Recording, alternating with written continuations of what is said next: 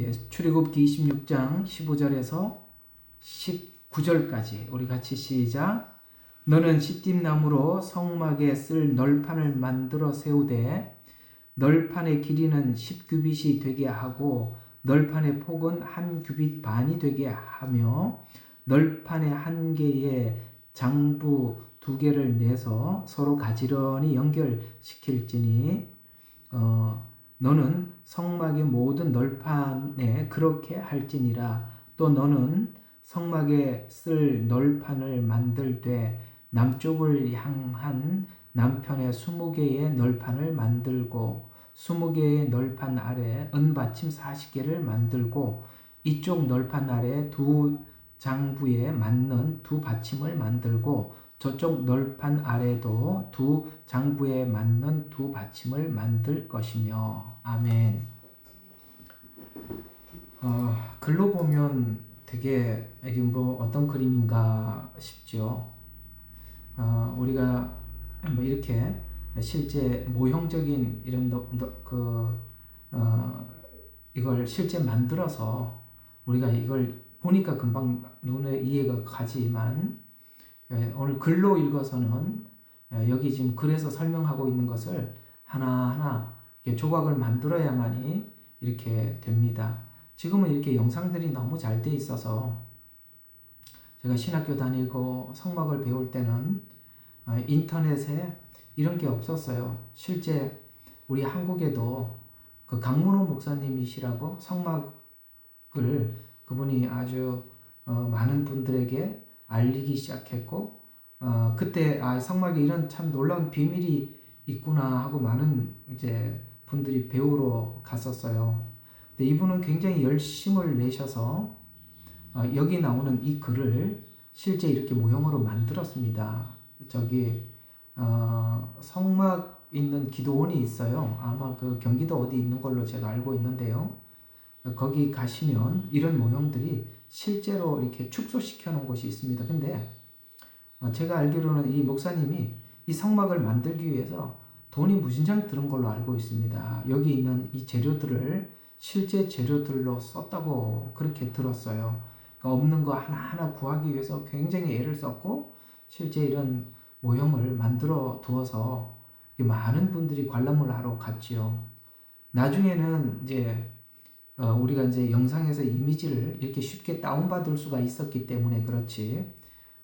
저도 옛날에 성막을 성도들에게 가르칠 때는 이걸 나중에 그 기독교 백화점에서 팔았어요. 이게 그 돈을 주고 사면 집에 와서 이거 다 이렇게 하나하나 본드 붙여갖고 만들어서 성도들한테 보여주면서 강의를 했었었는데 지금은 얼마나 감사한지 몰라요. 이쪽에서 찍고 저쪽에서 사진을 찍고 막 이렇게 정면도 평면도 측면도 막 이렇게 다 해가지고 한눈에 이렇게 보니까 알지. 금방 이렇게 읽었던 거 이게 무슨 뜻인지 아시겠습니까? 이렇게 그림 딱 보니까 한 번에 이렇게 생긴 걸 이렇게 글로 썼구나 하고 알게 됐지만 실제는 이게 알려면 쉽지 않아요. 그래서 제가 한번 오늘 이거 이제 강의하면서 이렇게 이거저것 묵상을 하다가 제가 챗GPT한테 여기에 출애굽기 26장을 딱 집어넣어주고 이대로 저 그림을 좀 그려주세요 했더니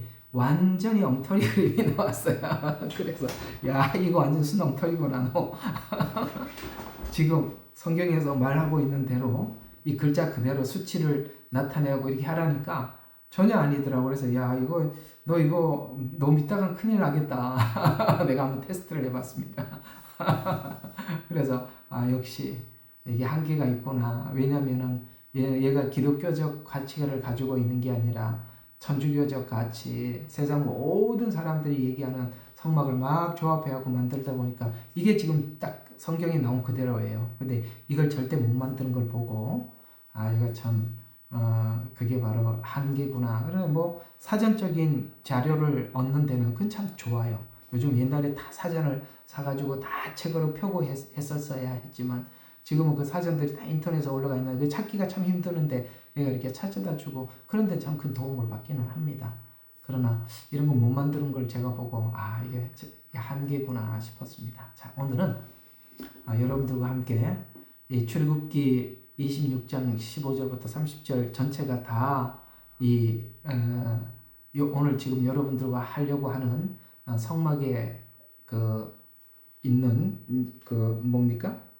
널판, 그 다음에 그 널판 위에 이렇게 덮어놓은 우리로 말하면 이렇게 천막 텐트처럼 이렇게 휘장 뭐 이런 이야기가 오늘 37절까지 쭉 기록이 되어 있는데 이제 앞으로 이게 할 게 참 많으니까 하나하나 보도록 하겠습니다. 오늘 이게 도대체 이 그림이 뭐냐? 이제 이거죠. 이 그림이 뭐냐? 요 그림도 약간 좀 잘못됐어요. 요걸 이제 옛날에 막 이렇게 만들어갖고 팔았거든요. 제가 이거 사가지고 조립한 적이 있어서 아니까. 이건 좀 잘못됐어요. 진짜 오늘 글자 그대로 표현하자면 요 그림이에요. 이게 이제 아까 그거하고 이거하고 뭐가 어떤 차이가 나느냐면은 여기 이게 없어요. 그림이 예? 목사님 그림이 안 보여요. 화면이 안 보여요. 아, 이거 혼자 떠들고 있었구나. 그러네. 항상 이게 내가 설명하는 데 너무 급해가지고 설명하는 데만 너무 급해가지고 할 말이 많으니까 아이고 예 죄송합니다. 예. 그럼 빨리빨리 이야기 좀 해주세요. 자, 그러니까 이 이야기입니다. 이 그림은 좀 잘못된 거예요. 이 뭐가 잘못됐냐면 여기 이렇게 톡 튀어나온 게 없어요. 이게 아까 얘기한 거를 보면은 여기 글로 보면 이게 빠졌어요. 그러니까 요거 하나하나 붙일 때 우리 조립한다고 우리 레고 붙인다고 생각을 해보세요. 요게 요 사이로 끼어 들어가겠죠. 두 개가. 그렇죠? 그러니까 요게 빠졌어요. 그러니까 옛날에 나왔던 게 요거였어요. 근데 여기 정확하게 성경대로 하면 요 그림이 맞아요. 자, 일단은 이게 다 의미가 있는 거니까 하나하나 설명을 하도록 해보겠습니다. 자, 우리가 이제 이번 주 설교 내용하고 접목이 될 거예요. 이번 주 주일날 설교하고 어떤 접목이 되는 거냐면은 우리가 예수님을 만나는 그 만났던 과정들은 여기 있는 사람들이 다 다를 수밖에 없어요. 똑같이 자기처럼 예수 만난 사람은 어쩌면 얼굴 생긴 게 다 다르듯이 다 다를 겁니다. 근데 만나는 방식은 다 달라요. 12제자들이 예수님을 만나는 방식들을 보면 각자가 다릅니다. 맞죠? 각자가 달라요. 그런데 우리가 다 다른 방법으로 예수님 믿으러 들어왔어요. 그런데 예수님 믿으러 다양한 방법으로 들어왔더라도 우리가 이 성경이라는 말씀을 통해서 하나님이 어떤 분인지를 내가 만났던 그 과정의 하나님은 우주와 같이 광대하신 분이지만 내가 그 만났을 때 하나님은 한 점에 지나지 않죠. 다시 한번 설명해 볼게요. 하나님은 우주 이상으로 크신 광대하신 분입니다. 시편에 그렇게 말씀하시죠. 하나님은 광대하십니다. 근데 우리가 그 광대하신 주님을 광대한 주님으로 만난 게 아니라 어떤 한 점을 통해서 주님을 만난 겁니다. 우리가 만남은 하나님의 우주와 같은 광대하심 속에서 한 점과 같은 과정을 통해서 들어왔어요.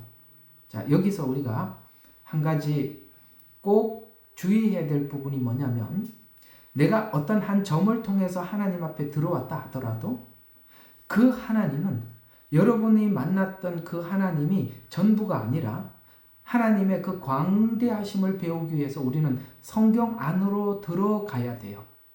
처음에 신앙이 깊지를 못할 때는 내가 만난 것 가지고 성경을 풀어요.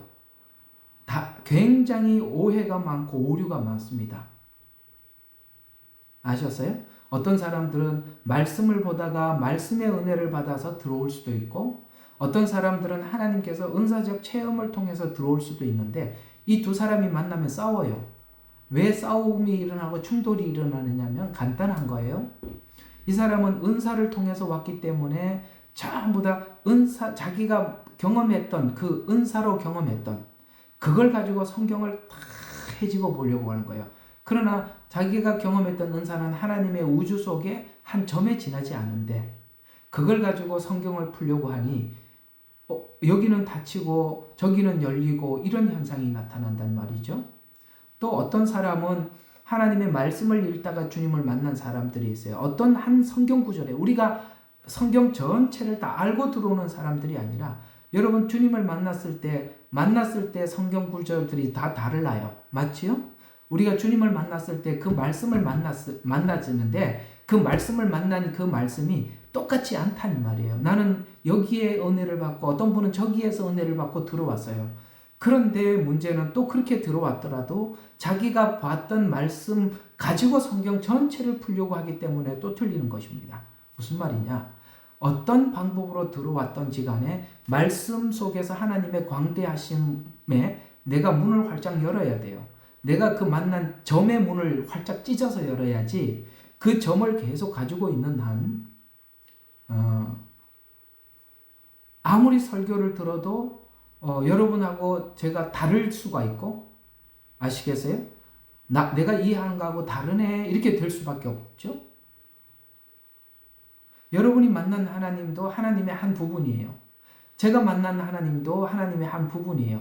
그러나 제가 설교를 하는 것은 제가 만났던 그 하나님을 소개하는 게 아니라 잘 들어요? 내가 만났던 그 하나님을 소개하는 것이 아니라 내가 주님을 만난 후에 성경 속에서 하나님의 크심을 보고 거기에 따라서 객관적으로 여러분들에게 증명해 나갈 뿐이지.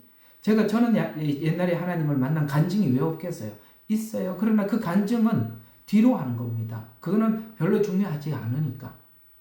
우리 모두가 이방인들이 이제 이번 주에 설교할 내용입니다만 이방인들은 요즘 우리 교회로 표현하면 안모태에서 들어온 거예요. 유대인들은 모태신앙이에요. 이렇게 생각하면 아주 쉽게 풀려요. 안모태든 모태든 모두가 들어와서 뭘로 정리를 해야 되느냐면 우리가 성경이라는 텍스트를 가지고 하나님이 누구인가에 대해서 우리가 정리를 해 두어야 하는 것입니다. 만일 나는 내가 만났던 하나님만 고집하겠다고 하면 누구에게 어필을 해도 여러분들이 만나서 대화할 사람은 한계가 정해져 있어요.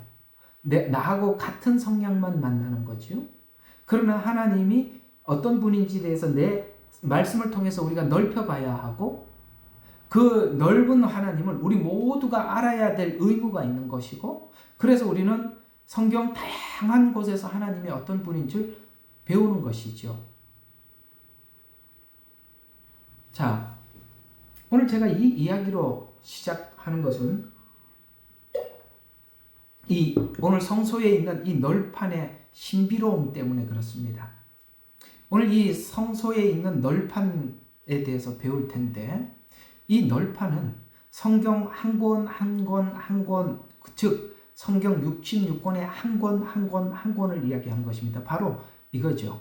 창세기, 출애굽기, 레위기, 민수기. 이해가 가시죠? 이 모든 널판들은 하나의 독립된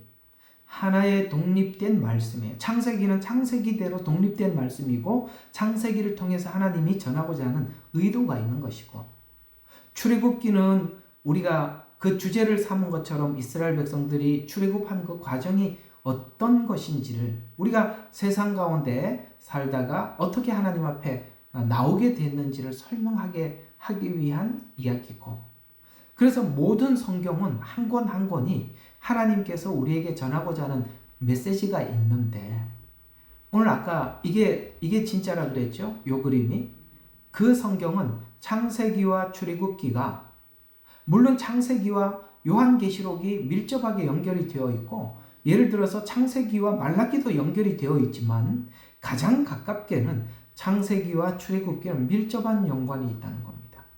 가장 가까운 성경책 말이죠. 그리고 출애굽기와 민수기는 밀접한 관계가 있고요. 민수기와 레위기 이런 관계들이 가장 가까이 있는 책들이 괜히 이렇게 배열을 해놓은 것이 아니라 그 둘은 밀접한 관계가 있어서 배열을 해둔 것이다. 크게 구약과 신약도 그렇습니다. 쓰여진 시간 때문에 나누은 것도 있지만 구약은 예언적 성격을 가지고 있다면 신약은 구약의 예언이 성취된 성격을 가지고 있다라는 차원에서 성경은 독립되어 있지만 연결되어 있고, 아시겠어요? 독립되어 있지만 연결되어 있다. 이런 말씀이 아모스서에 나오죠. 여호와 책을 자세히 보아라. 그 중에 짝이 없는 것이 없고 빠진 것이 없다라고 말씀하셨습니다. 그래서 우리가 이 이단적 성향을 가진 사람들이 가지고 있는 교리들을 보면, 이단적 성향을 가지고 있는 사람들의 교리를 보면 무엇에서 다르냐면은 성경 연결에서 달라요. 그들은 성경 연결을 자기들이 세우는 목적에 따라서 성경을 연결시켜 놓습니다. 예를 들어서 여호와 증인은 천년 왕국을 부인해요. 그러니까 천년 왕국을 부인하기 위해서 성경을 맞추는 겁니다. 아시겠죠? 예. 모든 이단들은 심각한 문제들을 가지고 있습니다. 근데 그 심각한 문제는 우리가 볼 때는 이단 교리예요. 근데 그 이단 교리를 설정을 해놓고 그 설정해 놓은 대로 맞추기 위해서 성경을 짜집기 하는 겁니다. 왜 신천지는 지금 개역개정을 쓰지 않으려고 할까요? 옛날 성경을 고집할까요? 자기들이 원하는 말을 그 성경이 해주기 때문입니다. 그래서 다른 성경을 인용하는 걸 원치 않습니다. 통일교도 그리고 모든 이단들이 그렇습니다. 짝이 달라요. 또 하나 뭐가 다르냐? 짝을 다르게 짚는 것은, 자, 짝을 다르게 짚어요. 예를 들어서 뭐 창세기 말씀하고 말라기 말씀이 이렇게 연결되어 있다라고 이렇게 짝을 갖다 붙이는데 무엇이 다르냐면 성경 전체의 흐름과 달라요. 짝을 맞추기는 맞추는데 성경 전체 뼈대와 다르다는 거예요. 알아들으면 손 좀 들고, 이게 참 어려운 강의하는 거예요.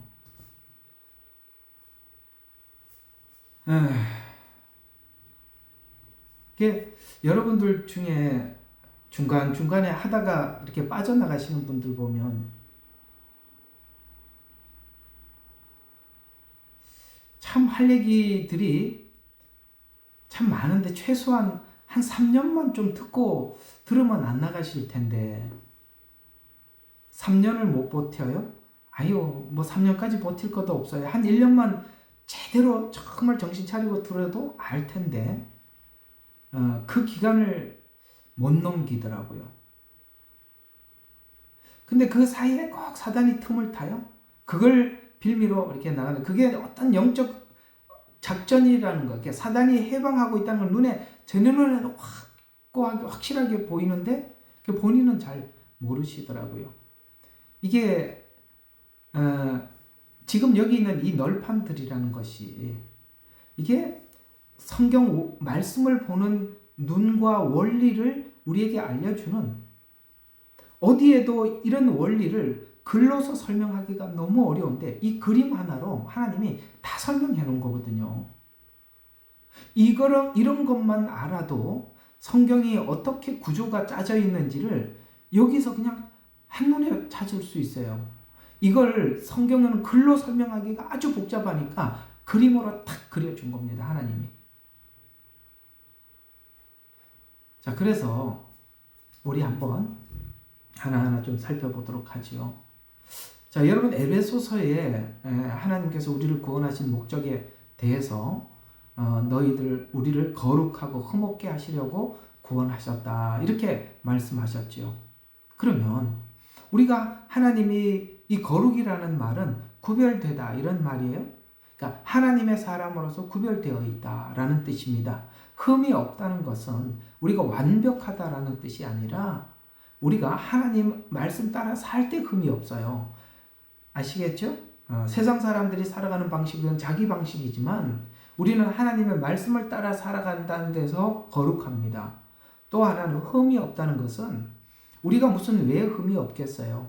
그러나 이 흠이 없도록 하나님께서 예수 그리스도를 따라 살아가는 그리스도가 살아갔던 삶의 모범을 따라 살아갈 때 우리가 흠이 없는 거예요. 그러려면 자, 우리는 말씀과 성령님의 도움을 받지 않고는 거룩하거나 흠이 없는 삶을 살아갈 수가 없죠.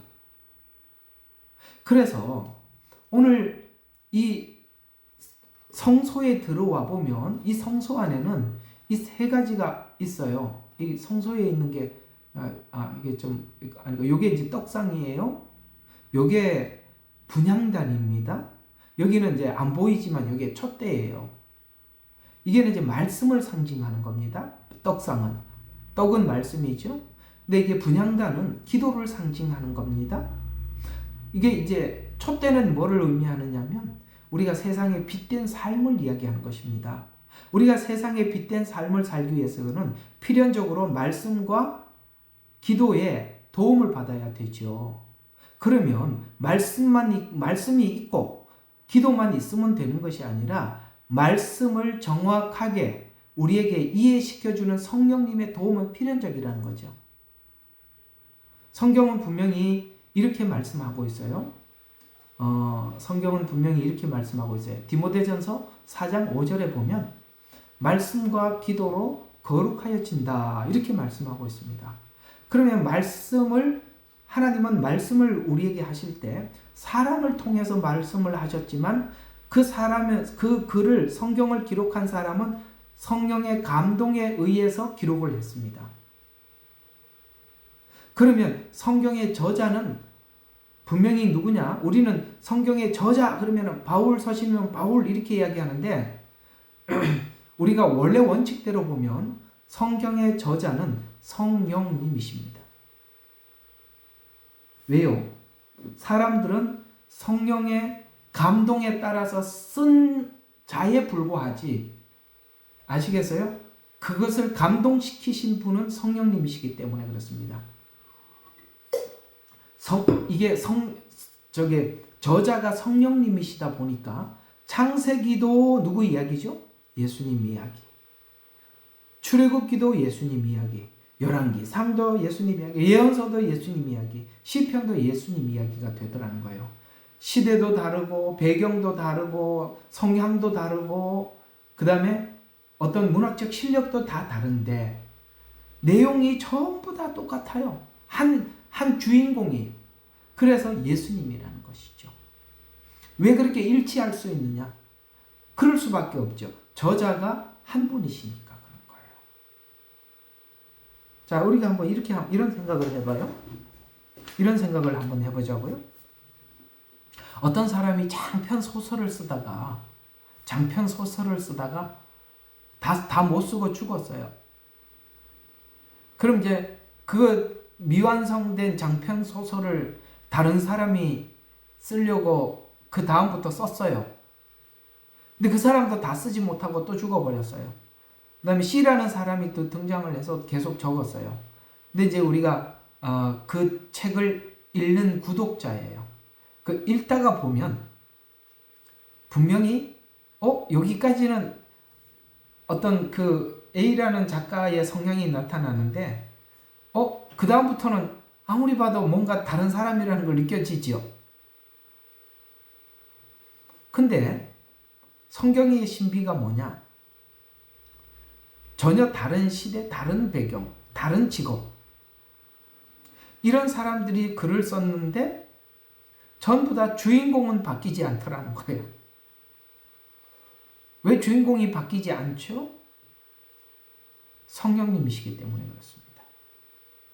그 성령님은 지금 누구를 주인공을 배경으로 쓰고 있나요? 예수님을 배경으로 쓰고 있지요. 그래서 우리가 어떤 부분, 어디를 보더라도 전부 다 예수님이 보이죠? 그래서 설교자가 어떤 내용을 가지고 여러분들에게 설교를 하더라도 예수님 이야기를 하게 되죠? 왜 예수님 이야기를 하게 됩니까? 주인공이 예수님이니까 그 얘기를 하는 거예요. 그러므로 설교 안에 예수님이 빠지면 그 안에 가장 중요한 주인공이 빠져나간 상태가 되는 것입니다. 그래서 성경은 이렇게 말씀하고 있어요. 믿음은 들음으로, 들음은 그리스도의 말씀이다라고 말씀하고 있습니다. 우리가 예수님에 관하여 그분에 대해서 배우고 듣게 될 때 여러분들은 믿음이 저절로 생겨날 수밖에 없는 거예요. 이런 것처럼 모든 성경은 홀로 널판이 따로따로 되어 있지만 연결이 되어 있고 연결이 되어 있지만 주인공은 예수님이다. 이게 지금 널판이 우리에게 하고 싶은 이야기거든요. 그래서 자, 말씀과 기도로 거룩해진다라고 떡상과 분향단이라고 그랬습니다. 아까 이거 이제 나중에 자세히 좀 할 겁니다. 떡상에 대해서 말씀하실 거고, 기도, 그 다음에 분향단, 이 기도도 말씀을 드려요. 그래서 이걸 보면 디모데전서 4장 5절을 보니까 이게 정확히 어디서 나온 거예요? 성막에 있는 성소에. 하나는 떡상, 하나는 분향단. 정확하지요. 이게 혼자 있는 이야기가 아니라 구약과 그렇게 연결이 되어 있는 것입니다. 근데 이제 거기 또 촛대가 있다 그랬죠. 그래서 예수님이 뭐라 그랬습니까? 거룩해진 우리들을 너희는 세상의 빛이다. 너희는 세상의 소금이다. 이렇게 말씀하신 것입니다. 그래서 성도는 하나님 나라에 하나님의 자녀로 부름을 받고 세움을 받았지만 우리가 세상에서는 이 빛과 같이 뭐예요? 하나님의 사명자로, 종으로, 빛이 되고 소금이 되는 종으로 부름을 받은 자들입니다. 우리가 이 하나님 앞에 부름받은 이 종으로서 이 사명을 충실히 감당하기 위해서는 필연적으로 성소에 있는 기물들이 무엇인지 배워야 하는 것입니다. 그래서 떡상인 말씀이 널판을 통해서 설명하면서 자, 널판을 통해서 하신 성경 구조가 이러이러하다라고 말씀하신 것이 널판은 66권 말씀을 상징하는 것입니다. 66권은 자, 여기 보니까 하나, 둘, 셋, 네 개가 돌출되어 있지요. 이게 뭐죠? 사복음서입니다. 사복음서. 그러니까 성경은 사복음서. 이 사복음서가 왜 그렇게 중요하냐면 이 사복음서를 통해서 구약에 있는 예언이 그 다음에 실제 성취된 사건으로 설명해 주는 게 사복음서잖아요. 그러니까 사복음서는 전부 다 구약의 예언 전체를 완성되었음을 우리에게 드러내 주는 거죠. 그러니 이렇게 되는 겁니다. 성경에 있는 구약 모든 이야기, 신약에 있는 모든 이야기는 예수님 생애, 이게 지금 사복음서는 예수님 생애거든요. 예수님 생애와 전부 다 연결이 되어 있다는 거예요. 그러면 우리가 구약을 읽든 신약을 읽든 어떤 성경을 읽든지 간에 어디에서든지 예수님을 발견할 수밖에 없어요. 예수님 생애와 연결이 되어 있단 말이에요. 그래서 이런 의미에서 사복음서는 너무나도 중요한 위치를 차지하고 있어서 사실 그래서 제가 이 사복음서에서 마태복음이라는 한 성경을 선택을 해서 정말 오랫동안 강해를 해드린 겁니다. 이 복음서가 그렇게 중요한 거거든요. 그래서 예언의 말씀의 주인인 예수 그리스도를 의미하고 있습니다. 그래서 여기 이제 하나하나 널판들을 다 모아서 해놓으면 아까 이게 4개 돌출 부분이 여기 이렇게 돼 있어요. 하나, 둘, 셋, 넷. 그 다음에 이쪽 반대쪽에도 똑같이 4개가 되어 있고 자 중요한 건 요 사이에 보이지 않는 요 가름대가 하나 지나간다는 거예요. 아까 이게 바깥에 4군데 이렇게 돌출된 거 보셨죠? 근데 보이지 않는 여기에 이렇게 가름대가 하나 쭉 들어가 있어요. 요거는 보이는 가름대라면 요거는 보이지 않는 가름대가 하나 지나가 있어요. 자, 요거는 드러난 예수 그리스도, 이거는 보이지 않는 예수님. 그래서 이렇게 모든 성경은 사복음서가 이렇게 묶어주는 겁니다. 그러나 보이지 않는, 여기는 지금 안 보이죠? 전부 다 예수님 주인공인 예수님이 이 모든 성경에 보이지 않게 쭉 지나가고 있음을 말해주고 있습니다. 자, 자, 이걸 보면서 여러분들 어떤 생각이 드세요? 야, 우리가 어디를 보든지 예수님을 봐야 하는 거구나. 누가 설교를 하든지 우리가 예수님에 관해서 설교를 해야 되는 거구나. 성경이 예수님에 관한 이야기인데 만약에 여기서 예수님이 빠진 이야기를 한다면 우리는 성경 뭐 어떤 내용 안에도 전부 다 예수님에 관한 이야기라고 했는데 이건 주인공 없는 이야기를 듣는 거구나. 이렇게 되는 것입니다. 자, 그래서 예수님에 대해서 알고 믿고 믿음이 성도를 거룩하게 한다는 말씀입니다. 들은 말씀이 내 삶의 거룩한 삶을 지배하도록 하기 위해서는 떡상에 있는 말씀이 기도로 우리 안에 들어와야 되는 거예요. 그래서 떡상만 있어서는 안 되는 것이고 들은 말씀을 우리가 늘 묵상하면서 기도해야 되는 거예요. 하나님께서 이렇게 말씀을 하셨고 그 다음에 그 하신 말씀에 따라서 내가 어떻게 적용하면서 살면 되겠습니까? 라고 하나님 앞에 늘 그 말씀을 되새기면서 기도해야 되는 것입니다. 그렇게 할 때 우리가 새로운 사람, 세상 사람들이 살아가는 방식을 따르지 않는 새로운 사람이라고 하나님이 세상의 동네, 너희는 산 위의 동네라 라고 말씀하셔서 우리가 산 위에다가 이렇게 하나님께서 세우셔서 세상 사람들에게 보여주시기를 원하시는 거죠. 그래서 우리는 촛대가 되는 것입니다. 등불이 되는 것입니다. 자, 그럼 다음 장소인 우리가 이제 다음 하나님께서 준비한 이 성소로 들어가면서 이 성소를 들어가면서 우리가 이런 각오를 해야 됩니다. 군인이 훌륭한 전투병이 되기 위해서는 여러분 사복 입고 군대에 들어가서 총만 받았다고 군인이 안 되지요. 하려면 뭘 해야 돼요? 훈련을 받아야 되듯이 우리가 그리스도인이 되고 또 하나님께서 우리를 보고 그리스도의 군사라고 말씀하셨으니 우리가 군사가 되려면 소정의 훈련을 우리가 받아야 되지 않습니까?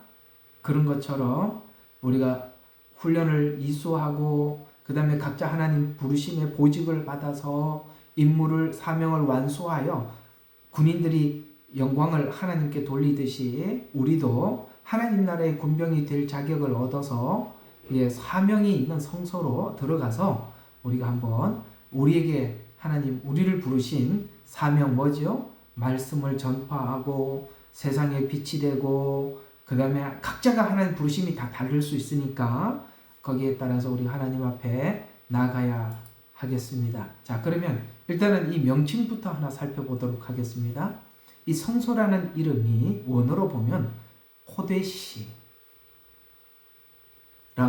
이런 말인데 이게 이제 우리 한국어로 이렇게 풀이해 보면 거룩히 구별된 장소라는 뜻입니다. 자, 우리 한번 봅시다. 이게 이제 성막이 전체 그림이 없네. 우리 성막 전체 그림 어디 있을까요? 빨리 나와라. 아이고, 한참 올라가다. 이렇게 다 어디 갔죠? 여기 있네. 그럼 한번 봅시다. 자, 여기는 이제 지성소예요. 자, 지성소는 1년에 한 명만 들어가죠? 대제사장만 들어갑니다. 그러면 이 성소는 제사장만 들어가죠. 하나님 앞에 부름받은 레위 족속들 중 그것도 나이가 제한이 되어 있죠. 그 사람들만 제사장으로 봉사할 수 있습니다. 그 다음에 여기 뜰에는 이 문으로 들어온 사람만 여기 있겠죠? 그러면 이 바깥에는요. 아직도 여기는 사람이 엄청 많겠죠. 한번 사람이 많은 순서로 봅시다. 여기 제일 많겠죠. 성막 밖에. 그 다음에 어디 많을까요? 이 안에. 그 다음에 어디 많을까요? 성소에. 그 다음에 여기는 1년에 한 번밖에 못 들어가. 그러니까 사람이 많은 순서를 생각해 보라는 거예요. 여기는 한 명. 여기는 레위 지파. 여기는 이제 제사장들과 죄용서함을 받으러 온 사람들. 여기는 아직도 성막 안에 들어가지 못한 사람들. 보면은 순서에 따라서 여기가 가장 작고 성막 밖이 가장 많습니다. 이렇게 되는 거 맞죠? 예. 그렇다면 제가 오늘 여러분들에게 드리려고 하는 말씀이 뭐냐면 여기는 거룩히 구별된 장소예요. 누구나 오는 장소가 아니라는 거예요. 우리가 하나님 안에 산다는 것이 우리가 성막 뜰에서만 자꾸 생각을 해요. 번제단에서 죄 용서함을 받고 성화되고, 근데 잘 한번 여러분 스스로 제 질문에 대답을 해보세요.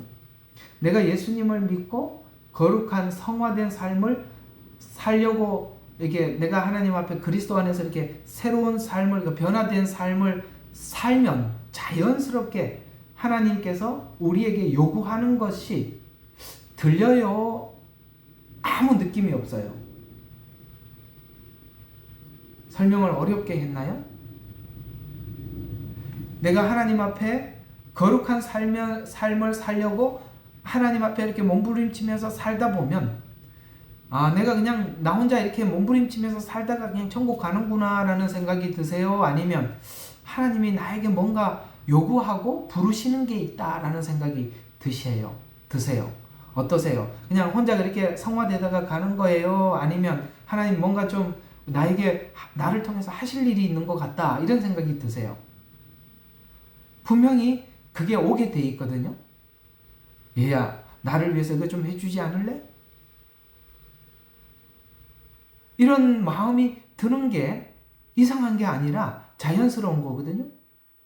그걸 하려면 그게 뭐예요? 너희는 세상의 빛이다라고 등불이 되기를 원하시는 거예요.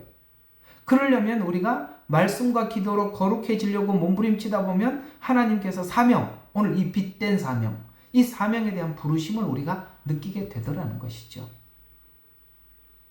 우리가 이걸 계속 방치할 수는 없습니다. 그리고 우리가 아무리 나이가 많다고 해서 저는 나이가 많으니까 열애시켜 주세요는 없어요. 연세가 많으시더라도 하나님 앞에 기도의 부르심이 있을 수 있어요. 아무것도 못해도 우리가 최후까지 할 수 있는 것은 기도죠. 누구든지 하나님 앞에 부르신 사명은 있어요. 이건 목사들만 하고 선교사들만 하는 일이 아닙니다. 그래서 하나님이 성소로 들어가자는 거예요. 성소로 들어가자. 그래서 거룩해져라, 구별되어져라, 그 부르심에 응답하라 이런 뜻이 되는 것이고요. 또 이 성소란 베이드 헤이칼이라는 말로서 언약의 집이라는 뜻으로도 말을 합니다. 이 언약의 하나님의 말씀이 있는 집이다 이런 뜻이에요. 언약의 말씀이 있는 집이다라는 뜻이에요. 자, 그래서 이제 이 그림은 머릿속에다 좀 잘 두세요. 이거 또 와서 이제 좀 이따가 하다가 또 설명하면 올라오고 또 계속 할 거니까 자, 기억해 두시고 계속 보도록 하겠습니다. 자, 건물 구조상 성소에는 크게 두 가지로 나누는데 떡상과 첫 번째 우리가 성소라고 불려지는 떡상과 등대와 분향단이 있는 성소가 있고 그 뒤에 이제 그 또 문이 커튼이 있어요. 성소 휘장이 위에서부터 아래까지 찢어져라는 것은 이 성소와 지성소 사이에 있는 이 휘장을 이야기하는 것입니다. 그런데 이런 게 있어요. 다른 성소들은 문이 있어요. 그런데 성소와 지성소 사이에는 문이 있는 게 아니라 커튼만 쳐져 있어요. 그때 이제 1년에 한 번씩 대제사장이 들어가서 하나님 앞에 제사하고 나오는 곳이거든요. 그러면 이 성소와 지성소는 아까 하나님께서 이렇게 구별된 곳이라고 했잖아요. 성소까지는 제사장이 들어갈 수 있어도 이 지성소만큼은 하나님이 허락한 사람만 들어올 수 있는 곳이에요. 한 사람만. 그래서 구약의 그 대제사장들이 왜 그 지성소에 들어갔죠? 이스라엘 백성들의 1년 동안 지었던 죄를 용서함 받기 위해서. 그 히브리서에서 나오는 말씀이잖아요. 그러나 그들이 1년에 한 번씩 대제사장이 들어가서 용서함을 받고 나오지만 어디까지는 해결을 못하죠. 그때 대제사장은 우리 양심상 지은 죄까지는 해결을 못했어요. 그래서 죄는 겉으로 지은 죄들에 대해서는 용서함을 받지만 그 깊은 양심상 지은 죄를 용서함을 받지 못하기 때문에 그 죄는 그대로 남아있는 형국에서 그냥 진행이 되는 겁니다. 이게 왜 양심상까지 해결을 못했느냐면 인간 제사장의 한계인 것입니다. 그 제사장도 누굽니까? 죄인인 제사장이 들어가는 거기 때문에 그렇습니다. 죄 없는 제사장이 오셔야 우리의 양심상 지은 죄까지 용서함을 받습니다. 근데 이거 여러분 속건제, 속죄제 하면서 무진장 설명을 많이 했던 겁니다. 제사론 우리 다 했지요? 이제 뭐 더 설명 안 하겠습니다. 자, 그렇게 이제 성소와 지성소가 나누어집니다. 자, 그러면 이 둘째는 속죄소, 아론의 속죄소가 있는데 속죄소 안에 뭐가 있냐면 아론의 쌍난 지팡이와 그 다음에 십계명, 그 다음에 돌비와 만나 항아리가 들어있는 이 지성소로 나누어집니다. 이제 일단은 내가 조금 하나 지금까지 잘못 설명했던 거 일단 한번 하고 지나갑시다. 이거 뭐 하려니까 찜찜하네요. 그냥 지나가려고 하니까. 뭐가 이제 지금까지 잘못 설명되어져 왔냐면 이제 지금까지 여러분, 자, 제가 지금 설명하는 거 여러분들이 옛날에 들어본 기억이 있는지 없는지 한번 여러분들이 성막을 들어본 경험이 있으셨다면 이렇게 들어본 경험이 있었는지 한번 말씀을 드려보겠습니다. 자, 1년에 한 번씩 대제사장이 성소에 들어가서요. 그때 성소에 들어갈 때는 대제사장의 옷을 벗고 속옷만 입고 들어갑니다. 그러니까 속옷만 입고 들어가면은 속옷, 그러니까 흰색이에요. 그냥 이게 뭐 이렇게 한 게 아니라 흰색 옷을 입고 간다는 거예요. 대제사장 옷을 벗고 그렇게 들어갑니다. 근데 그 끝에는 뭐가 있냐면 성류와 방울과 성류와 방울이 이렇게 치마처럼 원피스예요. 이렇게 삥 둘러 이렇게 있어요. 그럼 이제 대제사장이 들어가면 옛날에 이제 잘못 설명한 거 지금 설명하는 거예요. 대제사장이 하나님 앞에 그 속죄소에다가 3번 피를 뿌려요.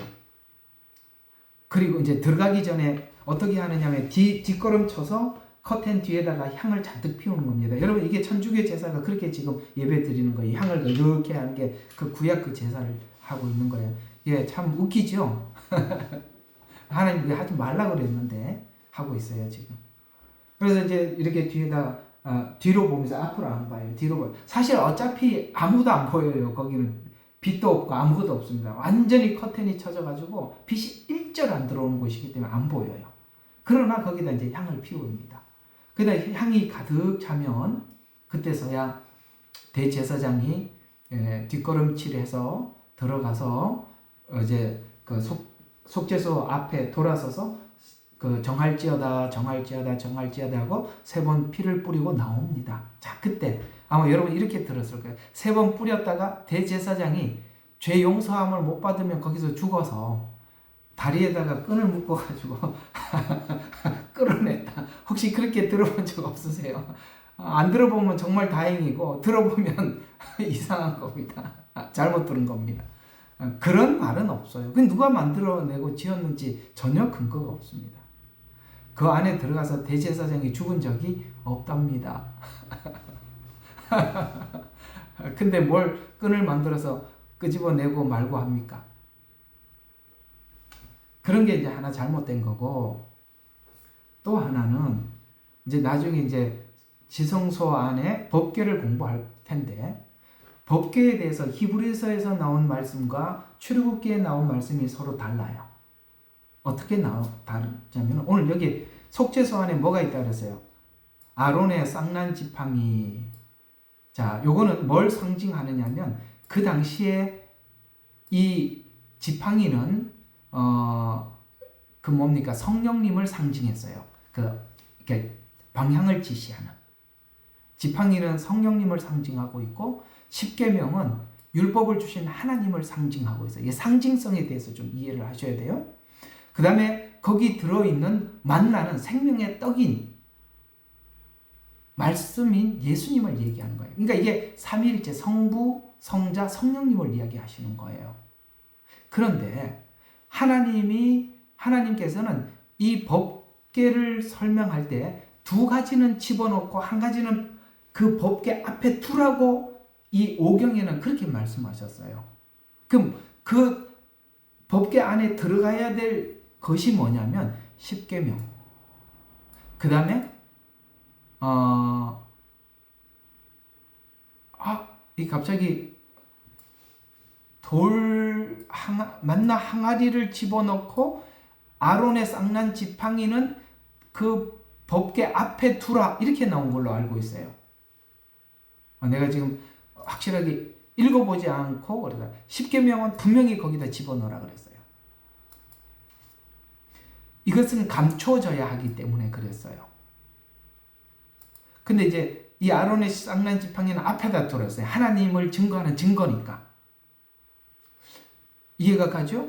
근데 이제 히브리서에 가보면 이렇게 나와요. 법궤 안에는 아론의 쌍난 지팡이와 계명과 두 돌비와 만나 항아리가 있더라. 이렇게 세 개가 들어가 있다고 이야기를 하고 있고, 출애굽기와 여기 있는 모세오경에서는 그 앞에 두라라고 이야기를 하고 있어요. 근데 이건 어떤 의미가 있느냐 하면, 여러분 지금 하나님이 세상을 사랑하사 독생자를 주셨어요? 그죠? 그 다음에 이는 저를 믿는 자마다 영생을 얻게 하려 함이라 라고 말씀을 하셨어요. 여기서 하나님이 나오고 예수님이 나와요. 맞죠? 하나님이 세상을 이처럼 사랑하사 독생자 예수님이죠. 그러니까 오늘 여기로 보면 뭐죠? 만나 십계명이죠. 이건 전부 다 어디 들어가 있어요? 법궤 안에 들어가 있죠? 이 법궤 안에 들어가 있는 하나님을 증거하기 위해서는 누가 하죠? 아론의 쌍난 지팡이. 성령님이 우리가 성령님을 통해서 하나님의 사랑이 어떤지, 예수 그리스도의 속죄가 어떤지를 우리가 성령님을 통해서 배우지요. 근데 그걸 아론의 쌍난 지팡이를 어떻게 했어요? 그 안에다 집어넣어 버린 거예요. 참 성경의 그 내용이 이렇게 이해가 되려니까 신비롭죠. 예, 성령님이 아니고는 하나님에 관해서나 예수님에 대해서 열릴 수도 없고 배울 수도 없다는 얘기가 되는 것입니다. 어쨌든 요 조금 그런 부분 그런 게 있다라는 걸 좀 아셨으면 좋겠습니다. 특별히 그 제사장이 들어가서 방울 소리가 나면 살았고 소리가 안 나면 죽었고 이런 거는 정말 이상한, 누가 그런 이야기를 했는지 모르겠습니다만 그거는 누군가가 그런 말을 했더라도 한번 성경을 찾아보고 정말 대제사장이 죽은 적이 있나 한번 보고 하셔야 되는데 그걸 안 보더라는 거예요. 우리가 얼마나 수동적인지 아시겠습니까? 누가 유명한 사람이 한번 얘기를 하고 나면 자꾸 사람들이 전부 다 그게 공론이 돼가지고 그렇게 믿고 살아요. 그러시면 안 됩니다. 네, 제가 늘 말씀드리지만 항상 여러분들이 누구 말씀을 듣더라도 사람은 실수할 수 있으니까 여러분들이 다시 공부를 하면서 확인을 하셔야 돼요. 제 이야기도 꼭 확인해 주세요. 네, 그러면 공부가 많이 될 겁니다. 자, 그래서 이것을 다시 분류하면은 이렇게 되는 것입니다. 성막의 널판, 성소문, 그 다음에 성막의 앙장. 이 앙장이라는 것은 이제 여기 네 개가 이렇게 쳐져 있어요. 이게 지붕에 하나, 둘, 그 염소, 저게 이렇게 수놓은 거, 그 다음에 염소털, 그 다음에 양털, 그 다음에 마지막에는 저게 물개 가죽 이렇게 하고 이렇게 쭉 있습니다. 나중에 이제 그 덮개는 따로 배울 거예요. 어쨌든 그렇게 앙장, 그다음 떡상, 등대, 분향단, 법궤, 속죄소로 나눕니다. 자, 그리고 또 안 보이네요. 자, 나누고요. 그 다음에 이제 성막의 울타리를 한번 봅시다. 자, 성막의 울타리를 보면, 아이고, 이 또 저 위에 성막 전체가 있네. 아, 이거 하나 또 밑에다 복사를 해 놓을 걸 그랬어요. 자, 그냥 이걸로 한번 설명할게요. 자, 이거는 이제 울타리예요. 이제 이거는 그 바뀌고, 여기는 성막 아니에요. 그렇죠? 그 다음에 이거는 이제 성소와 지성소의 기둥이에요. 아까 이게 널판이고, 그죠? 여기가 이제 들어가는 문이에요. 성소문이고, 지성소, 이게 아까 말한 커튼, 이렇게 쳐져 있다 그랬습니다. 근데 여러분들 이제 그림을 보시면, 이거는 낮은데, 이건 되게 높죠. 자, 이게 이제, 요 높이를 제가 이제 말씀드리는 거예요. 자, 이 높이. 자, 이 높이는 낮고 좀 높아요. 자, 이걸 이제 여기에서 이 말을 하고 있는 것입니다. 자, 여기 보니까 이 높이가 얼마예요? 10규빗이에요. 10규빗은 여기서부터 여기 팔꿈치에서부터 여기까지가 1규빗이라고 했습니다. 그 당시는 자가 없었기 때문에. 이제 우리가 이제 흔히 표현하기로는 이게 좀 짧은 사람은 45cm, 좀 긴 사람은 한 50cm, 긴 사람들은 그래요. 이제 그렇게 보는데, 요 호주 사람들은 팔이 엄청 길더라고요. 요 호주 옷은 입을 수가 없어요. 하면은 거의 막 이만큼씩 더 길어가지고 무조건 한국 가서 사야 돼요. 막 이렇게 하면 이게 손등이 다 덮여요. 그러니까 이 사람들은 한 50 되겠지. 우리는 45라고 하죠. 그러니까 우리 식으로 해서 45라고 보면 이렇게 되는 거잖아요. 자, 10규빗이면 4.56m예요. 되게 높죠. 4m. 4.5m라고 그냥 대략 그렇게 봤을 때도 이게 굉장히 높은 높이예요. 근데 이거는 이제 이 울타리는 2m 조금 넘어요. 자, 이게 한번 보시면 여기에 어디 갔어요? 예. 자, 울타리는 2.25m예요. 그러니까 이게 반이잖아요. 5규빗이고 여기는 10규빗이에요. 자, 그러면 여러분 이제 상상을 한번 해봅시다. 자, 누군가가 이 밖에서 성막을 본다고 합시다. 밖에서 성막을 봐요. 그러면 이 밖에서 이 성막의 뜰이 보일까요? 안 보일까요? 이 뜰 부분이 안 보이죠. 2m가 2m 20이니까 사람 키가 아무리 커도 2m 안 넘잖아요. 그럼 이 안에 뭐가 있는지 그러니까 번제단하고 물두멍이 있는데 이 번제단하고 물두멍이 안 보이죠. 세상 사람들은 이 교회 안에 십자가가 뭔지, 하나님 앞에 은혜 받은 우리들이 하나님의 말씀으로 씻어서 새롭게 되려고 하는 이 은혜의 비결을 이 바깥에서는 절대 알 수가 없고 문으로 들어와야만이 볼 수 있는 거예요. 들어와야 볼 수 있는 거예요. 그러니까 세상 사람들이 우리가 예수 믿는 믿음의 그 기쁨, 그 믿음 안에 있는 자유, 믿음 안에 있는 소망은 이 울타리 밖에서는 절대 볼 수가 있는 것이 아니라 누구나 이 안에 들어와야만이 볼 수가 있어요. 그래서 바깥에서 봤을 때는 어디만 보이느냐면 이제 나중에 이제 이 지붕하고 이게 천막 보여준다고 했죠. 그 천막도 보면 제일 끝 부분이 물개 가죽이에요. 여러분 물개 가죽 색깔이 회색이잖아요. 우중충하고 볼품이 하나도 없죠. 이사야서는 그래서 예수님은 우리에게 비밀 중에 비밀이나 바깥에서 보면 볼품도 없고 흠모할 아무것도 없다고 그렇게 말씀하시는 거예요. 그 비밀을 아는 사람만이 그분이 얼마나 우리에게 소중하신 분인 줄 알지만 바깥에서는 아무리 성막 안을 봐봐야 이것밖에 안 보이는 거예요. 물개 가죽밖에 안 보이니까 저 천막 안에서 뭐가 있다는 거야? 뭐 하는 거야?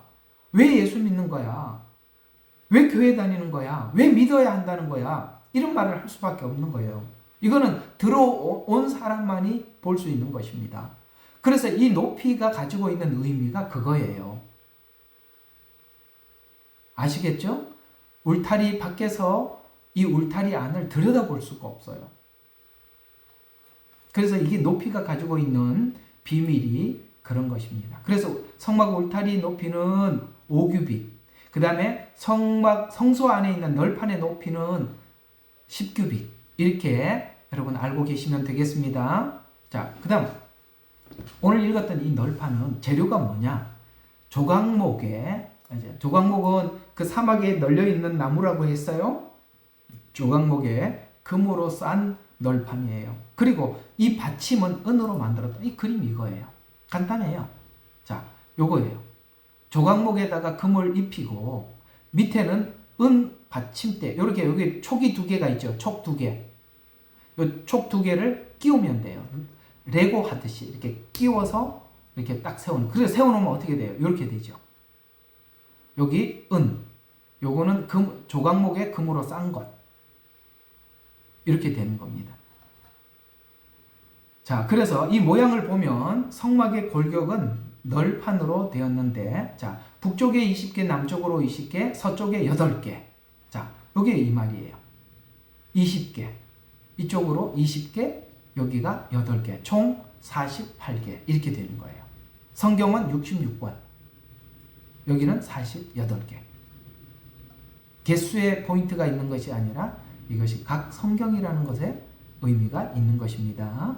왜 개수가 틀려? 이런 말 하지 마세요. 그거하고는 의미가 없는 거니까요.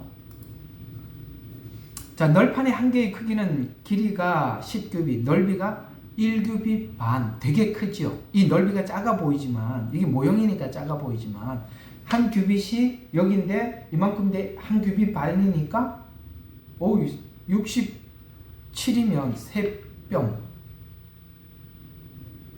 우리 뼘으로는 거의 4뼘 되겠죠.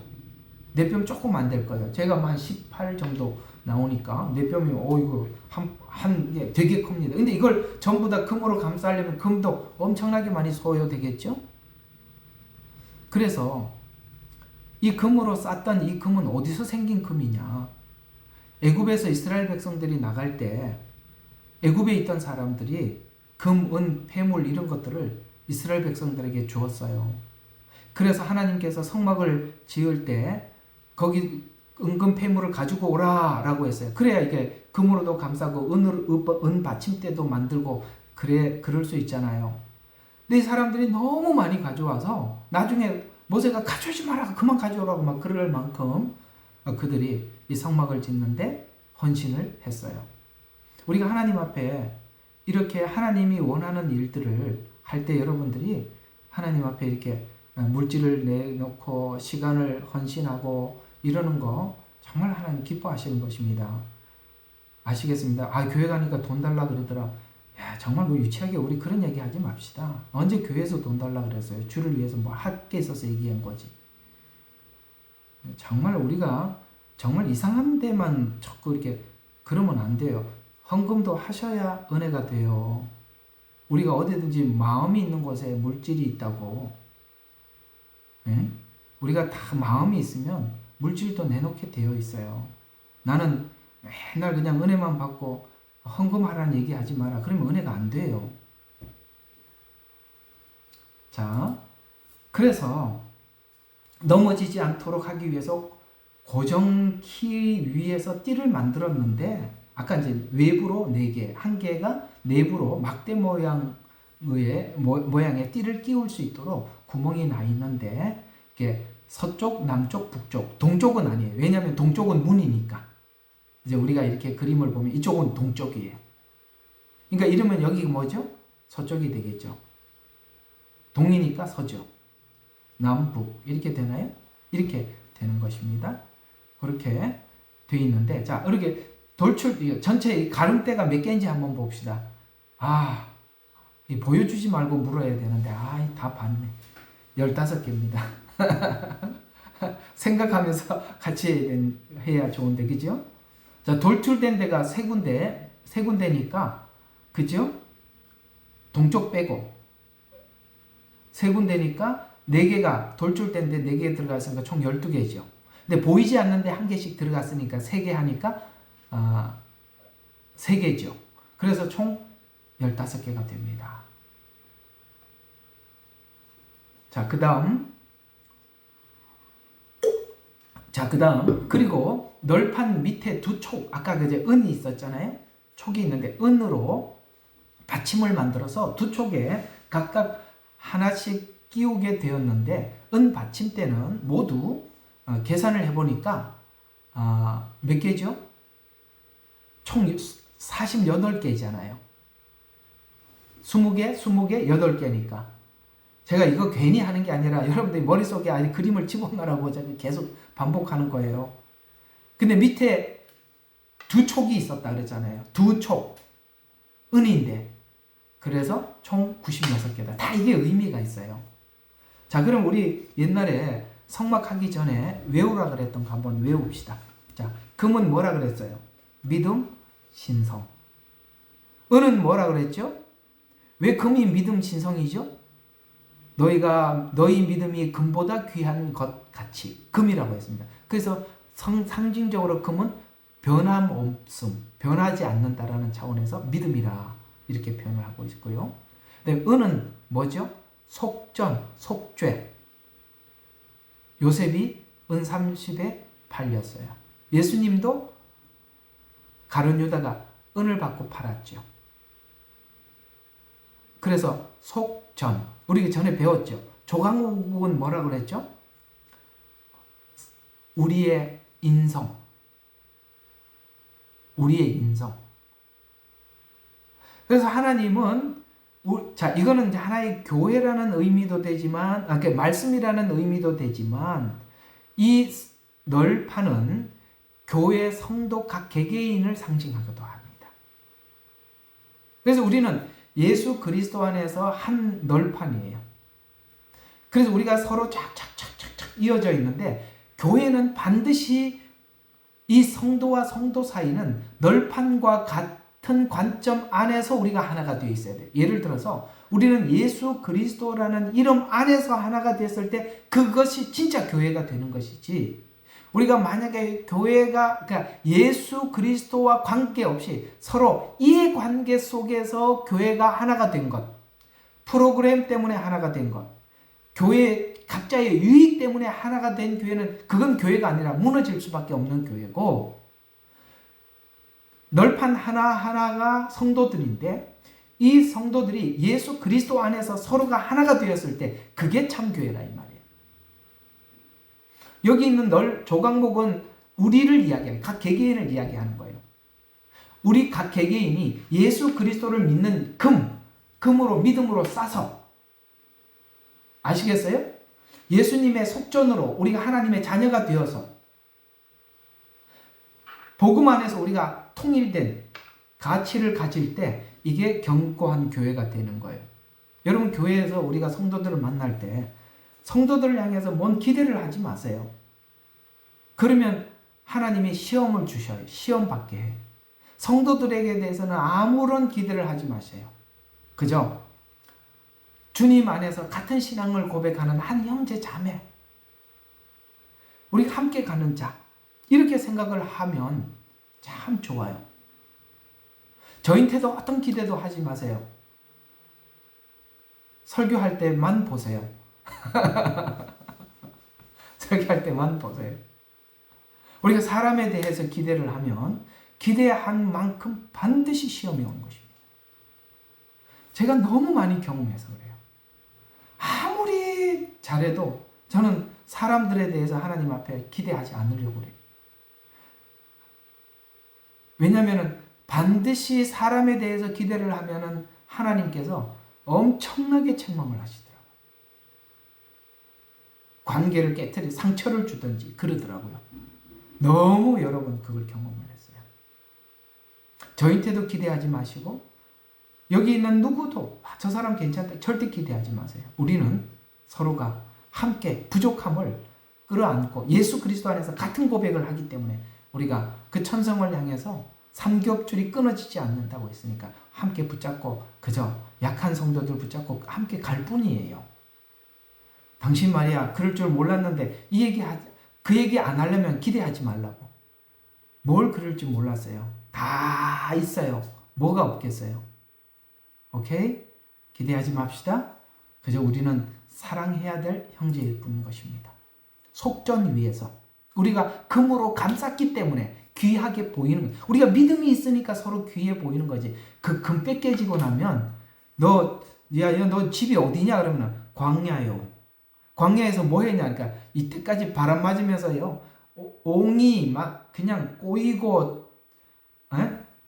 똑바로 자라는 게 하나도 똑바로 요만큼만 자라면 요렇게 빗나가고 요렇게 하면 요렇게 빗나가고 그랬던 우리들을 주님이 이렇게 배에 가지고 와서 그 다음에 불에다 넣고 두들리고 불에다 넣고 두들리고 거기다 금을 감쌌으니까 안 보일 뿐이지 그게 금이 딱 뺏겨지고 나면 완전 인간적인 모습이 나타나는 거예요. 우리가 믿음 빼고 나면 조금만 사귀면 서로 실증 날 거예요.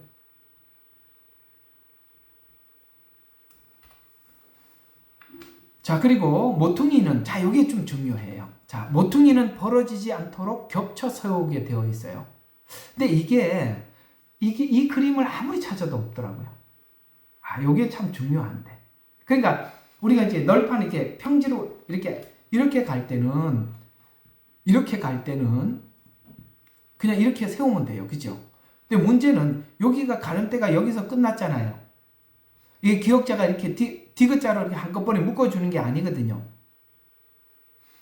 끝났으니까 문제는 이 널판하고 이 널판이 이게 하나가 되려면 이 밑에 지지대가 이렇게 겹쳐져 있어줘야 돼. 기역자 이렇게.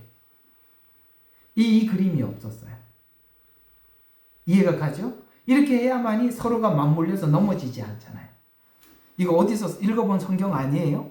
에베소서에서 나오잖아요.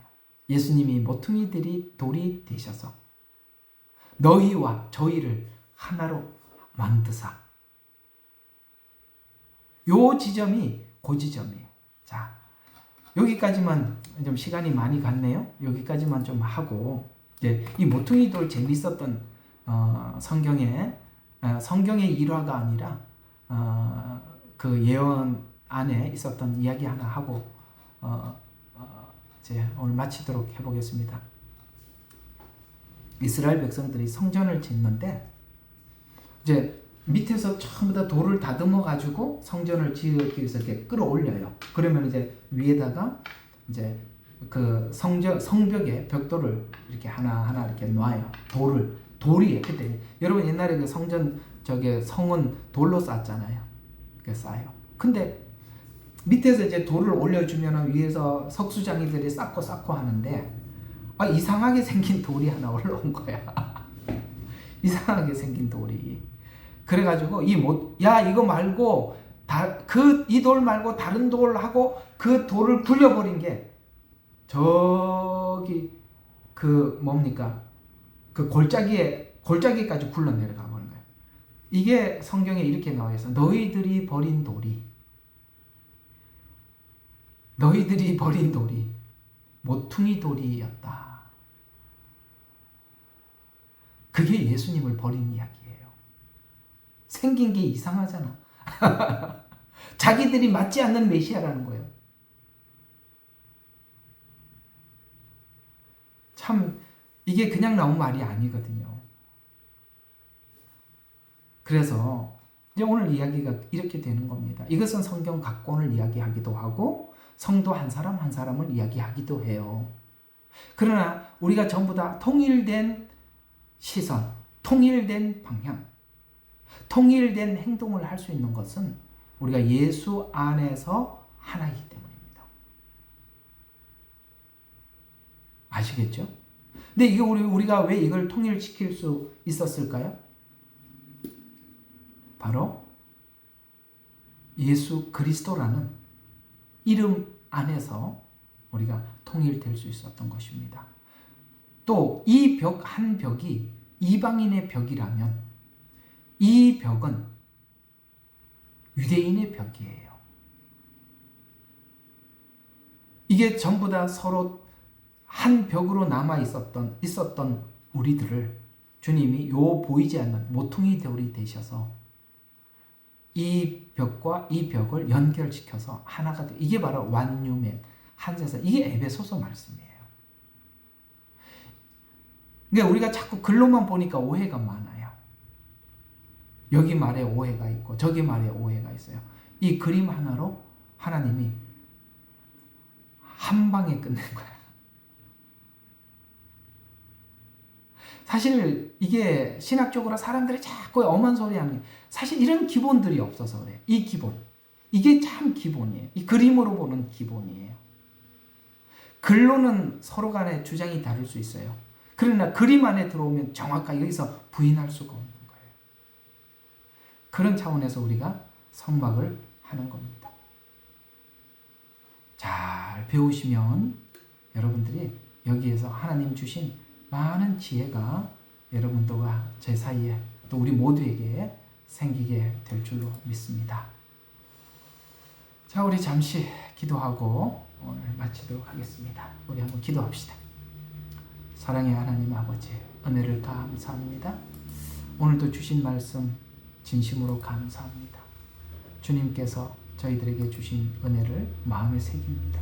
성막을 통해서 우리 하나님이 이 아름다운 그림을 통해서 우리에게 너무나도 귀한 말씀들을 전해주시니 감사합니다. 주께서 함께하여 주시옵고 아버지 하나님 이 말씀 듣는 모든 사람들에게 하나님 열리게 해 주시옵소서, 깨닫게 해 주시옵소서. 그래서 하나님 이 마지막 시대에 아버지 하나님 우리가 복음 아닌 것들을 분별할 수 있는 지혜를 하나님 허락하여 주시옵소서. 아버지 하나님 감사합니다.